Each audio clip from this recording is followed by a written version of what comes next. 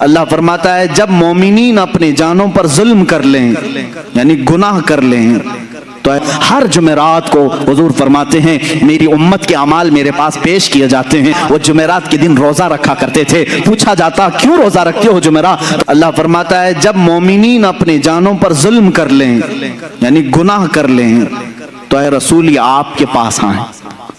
قرآن میں ہے جاؤکا، یہ لفظ ہے قرآن میں، یہ مومنین کیا کریں؟ اے رسول آپ کے پاس آئیں، اللہ سے اپنے گناہوں کی بخشش طلب کریں۔ لیکن طریقہ اللہ نے کیسے بتایا؟ پہلے کہاں آئیں؟ رسول کے پاس آئیں، رسول کے پاس آئیں اور اپنے گناہوں کی بخشش طلب کریں۔ واستغفر لهم الرسول، اس پر مزید ایک اور شرط ہے، رسول بھی ان کے لیے سفارش کریں۔ بات سمجھ میں آ رہی؟ جب گناہ ہو جائیں توبہ اور بخشش کا ذریعہ اللہ نے جو بتایا، قرآن کی بات کر رہا ہوں، جاؤک اے رسول یہ مومنین آپ کے دربار میں آئیں، اللہ سے بخشش مانگیں اور رسول بھی ان کے لیے سفارش کریں، لوجد اللہ تواب الرحیم، پھر وہ اللہ کو توبہ قبول کرنے والا پائیں گے، رحم کرنے والا پائیں گے۔ یہ آیت ہے۔ اب میں آپ سے پوچھتا ہوں، رسول اگر ختم ہو چکے معاذ اللہ رب العالمین، جیسا کہ دوسروں کا عقیدہ ہے، مردہ ہیں، تو قرآن جو کہہ رہا ہے کہ مومنین اپنے جانوں پر ظلم کریں تو اے رسول آپ کے پاس آئیں،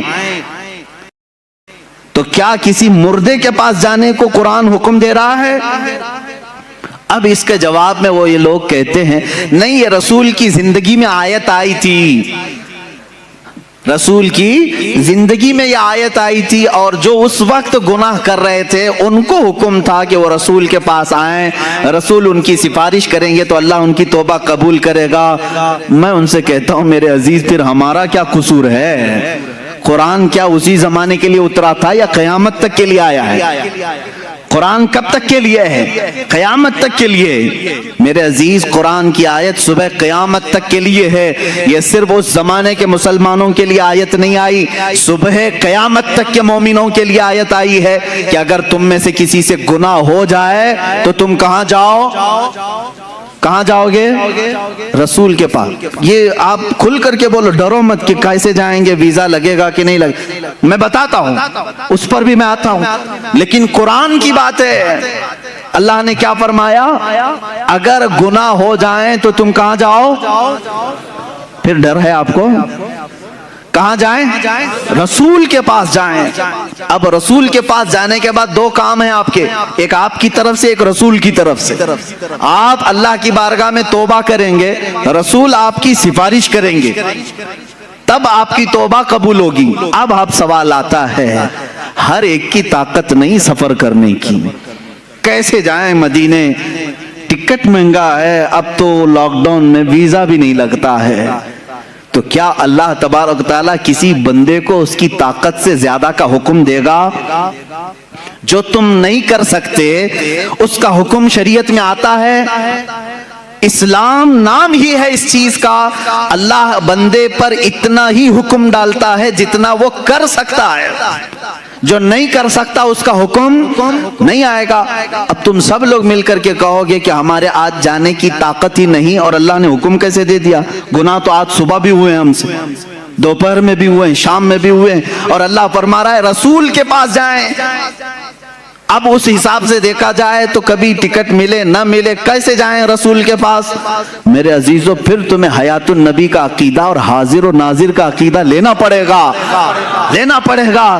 اے عزیز، اللہ نے تجھے کب کہا کہ تو چلتے ہوئے، سفر کرتے ہوئے، اس طرح اڑتے ہوئے ٹرین میں، بس میں آ جا رسول کے پاس؟ اللہ نے یہ فرمایا بس تو رسول کے پاس آ، چاہے جسم کے ساتھ آ یا تصور کے ساتھ آ،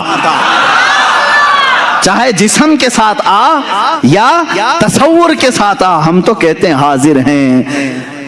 حضور پاک صلی اللہ تعالیٰ علیہ وسلم کی بارگاہ میں جب ہم کھڑے ہوتے ہیں تو یہ کہتے ہیں حاضر ہیں در دولت پہ گدا، سرکار توجہ فرمائیں، تم جہاں سے کہو گے سرکار سنتے ہیں۔ تو حاضری ہو گئی۔ یہاں ابھی آنکھ بند کر لیا آپ نے، ملا باڑے کی مسجد میں بیٹھے ہیں، گناہوں سے توبہ کرنی ہے، قرآن کی آیت پر عمل کرنا ہے ہم کو۔ اللہ نے فرمایا رسول کے پاس جانے کا حکم اللہ نے کیا۔ اب میں یہاں بیٹھا چل کے جانے کے لائق نہیں، آنکھ بند کر لیا، منٹ بھی نہیں لگے مدینے پہنچ گیا، منٹ بھی نہیں لگے۔ یہ کتنی تیز حاضری ہے، بارگاہ رسول میں کھڑے ہونے کا تصور لے آیا اور پھر سامنے اپنے رسول کو حاضر پا کر کے اب توبہ کرنا شروع کیا۔ استغفر اللہ ربی من کل ذنب واتوب الیہ، اللہ تو نے فرمایا گناہ ہو جائیں تو رسول کے پاس آ جا، میں آ گیا۔ اب تو نے فرمایا بخشش طلب کر مجھ سے، میں نے بخشش بھی طلب کر لی، استغفار بھی پڑھ لیا۔ تیسرا کام ہے اب رسول کا، اللہ کے رسول سفارش کریں۔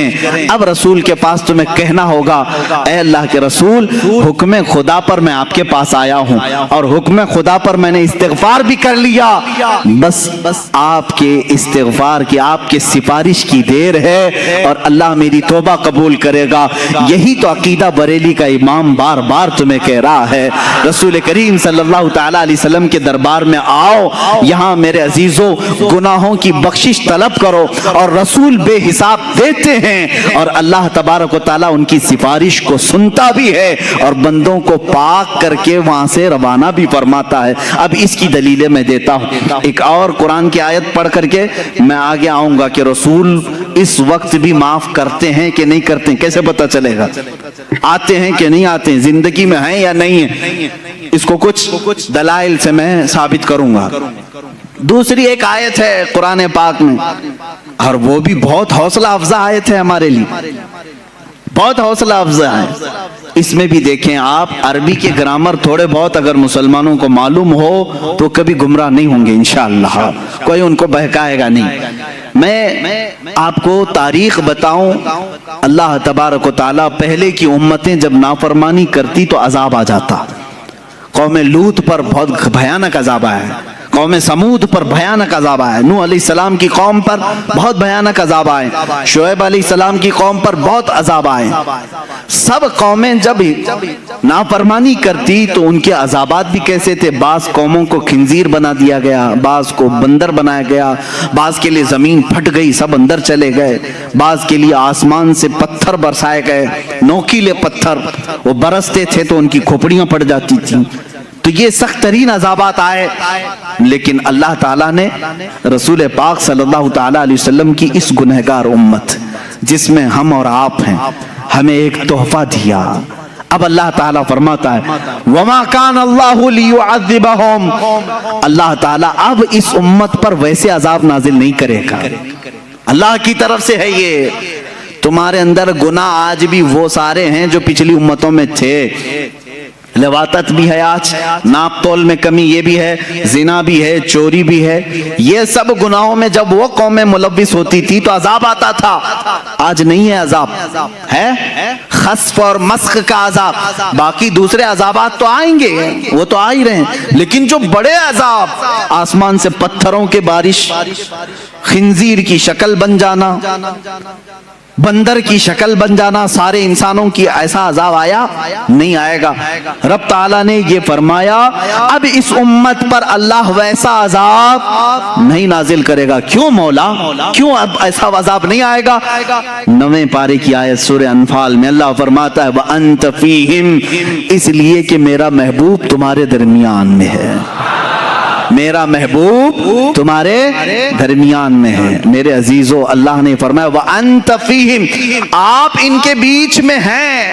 اب یہاں پر بھی وہی قاعدہ ہے جو کلمے کا میں نے بتایا، رسول کو اس وقت کہا گیا تھا آپ ان کے بیچ میں ہیں۔ وہ 100 سال پہلے بھی ہمارے بیچ میں تھے، 1000 سال پہلے بھی ہمارے بیچ میں تھے، کل بھی ہمارے بیچ میں تھے، آج بھی ہمارے بیچ میں ہیں، اور رسول پاک صلی اللہ تعالیٰ علیہ وسلم ہمارے درمیان ہیں۔ یہ کون کہہ رہا ہے؟ اللہ رب العزت۔ کہاں فرما رہا ہے؟ قرآن پاک میں۔ اگر تم کہتے ہو رسول نہیں ہے، مر کر ختم ہو گئے، تو پھر میں کہتا ہوں عذاب آ جانا چاہیے، عذاب آ جانا چاہیے، پتھر برسنا چاہیے، کم سے کم ان پہ تو برسنا چاہیے جو رسول کو مر کر ختم کر دیے۔ نہیں نا، ان کے عقیدہ رکھنے سے رسول ختم تو نہیں ہوتے۔ رسول پاک صلی اللہ تعالیٰ علیہ وسلم اپنی قبر انور میں زندہ ہیں، اور اسی وجہ سے اللہ تعالیٰ نے بھیانک عذابوں کو روک لیا ہے، بھیانک عذاب روک لیے گئے ہیں۔ عزیزان گرامی وقار، یہاں سے یہ بات ثابت ہوئی کہ رسول پاک صلی اللہ تعالی علیہ وسلم اپنی امت کے درمیان ہمیشہ رہیں گے، ہمیشہ رہیں گے، وانت فیہم۔ اور ایک بات میں آپ کو بتا دوں، ایک بڑی بات، میلاد بھی ہم منا رہے ہیں، اور میلاد ہی کے یہ تو مجالس ہے نا، میلاد کی محفلیں ہیں۔ اب یہاں سے کچھ چیزیں سمجھنی پڑتی ہیں۔ دیکھیں، دنیا کا ایک اصول ہے، جس کے لیے محفل سجاتے ہیں، جس کے لیے محفل سجاتے ہیں، جب تک وہ رہتا ہے تب تک محفل ہے کہ نہیں؟ جب تک وہ رہتا ہے تب تک وہ محفل ہے۔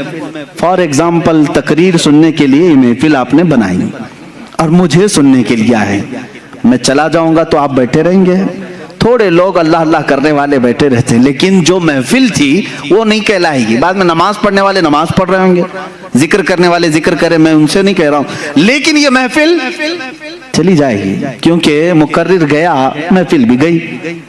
دولہا آتا ہے، دولہا کے آنے سے پہلے اسٹیج بھی سجا ہے، کرسی بھی لگی ہے، باراتی بھی کھڑے ہیں، سب انتظار میں ہے نا۔ دولہا آیا، شام تک رکا، دلہن کو لے کر گیا، باراتی اب کیا کریں گے، کھانا بھی ختم ہو گیا، وہاں ہال میں رات تو نہیں بتائیں گے، چلے جائیں گے۔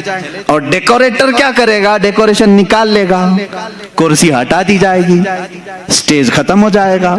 یہی تو اصول ہے نا دنیا کا، جس کے لیے محفل سجی ہے وہ جائے گا تو محفل بھی ختم ہو جائے گی۔ اب میں آؤ حدیث پاک سناتا ہوں۔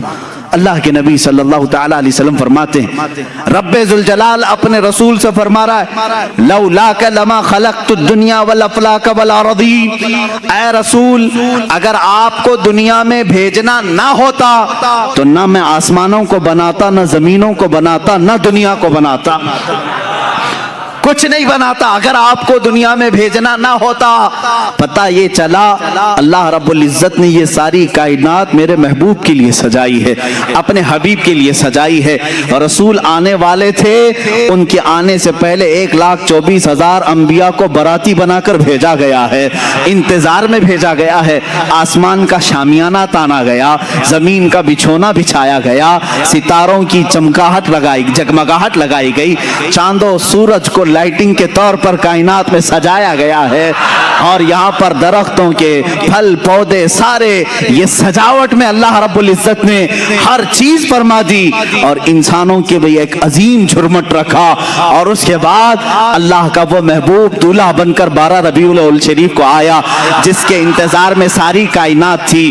چاند بھی اسی کے انتظار میں تھا، سورج بھی اسی کے انتظار میں تھا، آسمان بھی اسی کے انتظار میں ہے، زمین بھی اسی کے انتظار میں ہے، انبیاء بھی اسی کے قصیدے پڑھ کر کے دنیا سے گئے۔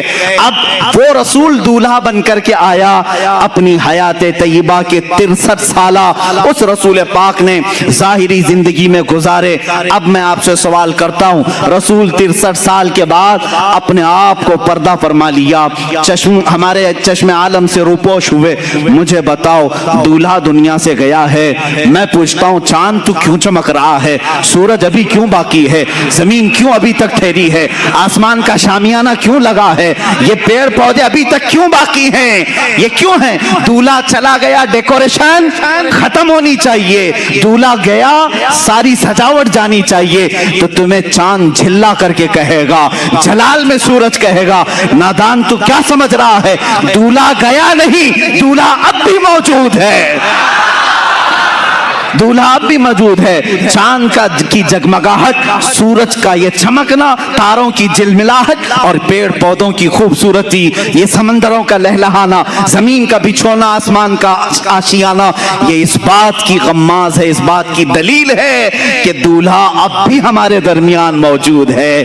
یہ اور بات ہے کہ چند عالم کے لیے وہ اپنے آپ کو پردے میں رکھا ہے، پھر دولہا اپنی اور اعلیٰ شان کے ساتھ قیامت کے دن رونما ہوگا۔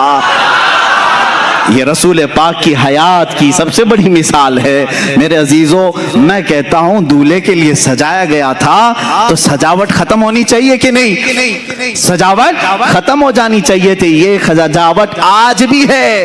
یہ اسی کی بات کی دلیل ہے کہ وہ دولہا آج بھی موجود ہے. وہ جو نہ تھے تو کچھ نہ تھا, وہ جو نہ ہو تو کچھ نہ. وہ اگر نہیں ہے تو پھر کچھ نہیں ہونا چاہیے. تمہیں ماننا پڑے گا سب کچھ ہے تو وہ بھی ہیں, سب کچھ ہے تو وہ بھی ہیں. وہ جو نہ تھے تو کچھ نہ تھا, وہ جو نہ ہو تو کچھ نہ ہو. جان ہے وہ جہان کی. کیا ہے وہ؟ جان ہے وہ جہان کی. ارے جان ہے تو جہان ہے. تم سب زندہ ہو, اگر جان ہی نکل گئی تو تم سب مردہ ہو جاتے. جان ہے وہ جہان کی. رسول پاک صلی اللہ تعالی علیہ وسلم کیا ہے؟ پوری کائنات کی جان ہے, اور جان ہے تو جہان ہے. یہی بات تو امام اہل سنت فاضل بریلوی بھی فرماتے ہیں. اللہ کی سرتاب قدم شان ہے یہ. انسان نہیں انسان, وہ انسان ہے یہ. قرآن تو ایمان بتاتا ہے انہیں, اور ایمان یہ کہتا ہے میری جان ہے یہ. ارے جان اگر چلی گئی تو تم کیوں زندہ ہو؟ جان ہے اب بھی, اور اسی جان کی بدولت یہ گرماہٹ بھی ہمارے اندر ہے. اگر یہ تپش آپ دیکھ رہے ہو, یہ حرارت ہمارے جسموں میں دیکھ رہے ہو, تو اسی نور خدا کی برکت ہے. وہ رسول پاک کی تربت انہر سے چھن کر آنے والی روشنیاں ہمارے سینوں کو آج بھی منور مجلہ کی ہوئی ہے. اسی لیے تو میں معراج کی شب کے متعلق بھی یہی کہتا ہوں. رسول رات کے وقت سفر پر گئے تھے. کتنا لمبا سفر کیے ہیں. صرف اگر مکہ سے بیت المقدس کا سفر ناپ لیں تو 1.5 مہینے کا سفر تھا, اور اس کے بعد آسمانوں کا سفر. خود میرے آقا فرماتے ایک آسمان سے دوسرے آسمان کی مسافت 500 سال اگر گھوڑا دوڑے تو بھی نہیں طے کر پائے گا. اس طرح 7 آسمانوں کا سفر, جنت و دوزخ کے نظارے, عرش و کرسی, لوح و قلم, سب کا دیدار, پھر بارگاہ الہی میں پہنچ, پھر اس کے بعد واپس تشریف لائے. لیکن یہاں حیرت اس بات کی ہو رہی ہے, رسول جتنا چاہے لمبا سفر کریں, جب یہ کہا جاتا ہے زنجیر بھی ہلتی رہی, بستر بھی رہا گرم, تا عرش گئے پھر آئے محمد صلی اللہ تعالی علیہ وسلم. اب عقلیں حیران ہوتی ہیں, شارٹ ٹائم میں, اتنے وقت میں بستر گرم کتنی دیر رہتا ہے؟ 1 منٹ 2 منٹ. زنجیر دروازے کی کب تک ہلے گی؟ 1 منٹ 2 منٹ. 1 منٹ میں 7 آسمانوں کا سفر, جنت دوزخ کے مشاہدے, یہ سب کیسے ممکن ہے؟ تب بعض محققین نے یہی کہا میرے عزیزوں, وہ جانے کائنات ہے, وہ جانے کائنات ہے. اللہ نے کائنات کی جان کو اپنی بارگاہ میں بلایا تھا, تو کائنات کا جو نظام تھا, ٹائم تھا, جہاں تھا وہیں رک گیا. اس لیے کہ جان نہیں ہے تو گھڑی بھی نہیں چلتی ہے. گھڑی میں ابھی 11 بج رہے ہوں, 10 بج رہے ہوں, سیل نکال لیا تو وہیں رکے گی کہ نہیں رکے گی؟ اور تم 4 گھنٹے کے بعد سیل ڈالو گے تو 4 بجے سے نہیں چلے گی. کہاں سے چلے گی؟ 12 پہ اگر سیل نکالا تھا 12 سے ہی چلنا ہے, اس لیے کہ تم نے اس کی جان نکالی تھی. اب جب جان ڈالو گے وہیں سے چلے گی. معراج کی شب مصطفیٰ کریم صلی اللہ علیہ وسلم کو رب نے اپنی جلوں میں بلایا, وہ جانے کائنات کو اپنی بارگاہ میں بلایا. تو میں کہتا ہوں وہ سفر 500 سال کا تھا کہ 5000 سال کا تھا یا 5 لاکھ سال کا تھا, یہ ہمیں معلوم نہیں. لیکن کائنات کو رسول نے جہاں چھوڑا تھا وہ وہیں رکی تھی. جب وہ جانے کائنات واپس آئی تو جہاں وقت رکا تھا وہیں سے پھر چل پڑا. یہ ہے معجزہ میرے آقا صلی اللہ علیہ وسلم کا. تمہیں ماننا پڑے گا وہ جانے کائنات ہیں, وہ اصل کائنات ہیں, وہ مقصود کائنات ہیں. رسول کریم صلی اللہ تعالی علیہ وسلم کی جب اس حیثیت کو تم سمجھو گے تب پھر تم حضور کے حیات کا انکار نہیں کرو گے. حضور پاک کو مردہ مر کر مٹی میں ملنے والا اس طرح کے جسارت والے جرت والے کلمات نہیں بکو گے. تمہیں یہ معلوم ہونا چاہیے وہ عام بشر نہیں ہیں, وہ نوری بشر ہیں اور اللہ کے حبیب ہیں, اللہ کے محبوب ہیں. اللہ نے جب اپنے فرشتوں کو اتنی طاقت دی ہے تو اپنے خاص محبوب کو کتنی طاقت دی. وہ اللہ کے حبیب صلی اللہ تعالی علیہ وسلم حیات میں ہیں. اب میں آپ کو بتاؤں حضور اکرم صلی اللہ تعالی علیہ وسلم کی حیات طیبہ بعد وفات اگر نہ ہو تو صحابہ کبھی حضور کے پاس نہیں جاتے. ایک صحابی ہیں حضرت ابو ایوب انصاری رضی اللہ تعالیٰ عنہ، نام سنے کہ نہیں؟ حضرت ابو ایوب انصاری میزبان رسول ہیں، سب سے پہلے مدینہ طیبہ میں حضور کی میزبانی کا شرف حاصل کرنے والے، اور صحابہ میں یہ بڑے محترم تھے، معزز تھے، صحابہ ان کی ادب بھی کرتے تھے، حضور پہلے ان کے گھر قیام فرمائے۔ ایک بار ایسا ہوا کہ خلفائے راشدین کا زمانہ ختم ہو چکا تھا، حضرت ابو ایوب تھے اس زمانے میں، امیر معاویہ رضی اللہ تعالیٰ عنہ کا زمانہ بھی ختم ہو چکا تھا تقریباً، یا حضرت امیر معاویہ کے زمانے میں مروان نام کا ایک شخص، مروان بن حکم، یہ مدینے کا گورنر بنایا گیا، مدینے کا گورنر بنایا گیا۔ یہ اس زمانے کی بات ہے جب اہل بیت اطہار کے خلاف یعنی ظلم کی داستانیں ہو رہی تھیں، اہل بیت اطہار پریشان کیے جا رہے تھے۔ حضرت ابو ایوب انصاری رضی اللہ تعالیٰ عنہ یہ ایک بڑے جلیل القدر صحابی، ایک دن مروان حضور صلی اللہ تعالیٰ علیہ وسلم کے روزے پر آیا، اس وقت حجرہ کھلا رہتا تھا، کھولتے تھے بند کرتے تھے، دیکھا حضور کی قبر پر لپٹ کر کے کوئی رو رہا ہے، حضور پاک صلی اللہ تعالیٰ علیہ وسلم کے قبر اطہر کے پاس سر جھکائے کوئی رو رہا ہے۔ مروان پیچھے سے آیا، گورنر تھا، مدینے کا گورنر تھا، پیچھے سے اس نے گردن پکڑی، کہا کون ہے یہ بوڑھا شخص یہاں اس وقت یہاں آیا ہے؟ تو پلٹے بغیر جب انہوں نے آواز دی تو گھبرا گیا، پہچانی ہوئی آواز دکھ رہی، وہ کھڑے ہو گئے تو وہ ڈر گیا، کیونکہ حضرت ابو ایوب انصاری تھے، میزبان رسول تھے۔ اب انہوں نے جو جملہ کہا وہی ہمارا عقیدہ ہے، انہوں نے کہا لم آتی بحجر بل آتی الی رسول اللہ صلی اللہ علیہ وسلم۔ اے مروان تو کیا سمجھ رہا ہے، میں کسی پتھر کے پاس نہیں آیا، میں اللہ کے رسول کے پاس آیا ہوں۔ اب اس صحابی کو پوچھو اللہ کے رسول کے پاس، قبر کو آپ اللہ کا رسول کہہ رہے ہیں، قبر کو اللہ کا رسول کہہ رہے ہیں، جبکہ قبر میں ہیں حضور، وفات ہو کر کے بھی 40 سال ہو گئے۔ حضرت ابو ایوب کہہ رہے ہیں میں رسول اللہ کے پاس آیا ہوں، اس کا مطلب ہے وہ اللہ کے رسول کو زندہ تسلیم کرتے تھے۔ صحابہ کا بھی عقیدہ یہی ہے جو ہم کہہ رہے ہیں، تو زندہ ہے واللہ، تو زندہ ہے واللہ۔ ایک صحابی نہیں، حضرت سعید ابن مسیب رضی اللہ تعالیٰ عنہ، یہ مشہور تابعی ہیں، افضل ترین تابعی مدینہ طیبہ کے، حرہ کا جب موقع پیش آیا یعنی یزید کی حکومت آئی تو مدینے پر اس نے چڑھائی کروائی تھی، مدینے والوں سے جنگ کیا تھا، جس کی وجہ سے 3 دن تک مسجد نبوی میں نماز نہیں ہوئی۔ یزید کے زمانے میں مدینے کے لوگوں کو مارا گیا تھا بہت خطرناک طریقے سے، اس کو حرہ کہتے ہیں۔